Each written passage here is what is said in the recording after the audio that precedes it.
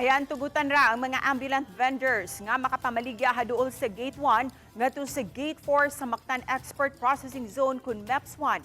Apan limitado lang ang mga dapit diin sila makadisplay sa ilang mga tinda. Matag alas 4 sa kadlawon hangtod sa alas 7 lang sa buntag ug matag alas 4 sa hapon hangtod sa alas 9 sa gabi ilang sila makapaninda. Kini ang mga makabut nga kasabutan atul sa tigom nga gipatawag sa city government.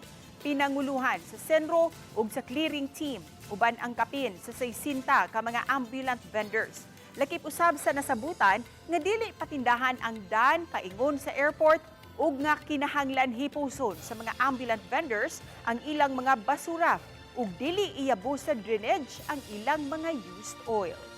If ever mag-conduct ang clearing team, no, o inspection o monitoring, if naalam mo sa saktong oras o sa saktong lugar, dili sila angay mahadlok. But if kung mula pa sila sa oras or hindi sila mutuman, expected yun nga, i-clear yun sila balik.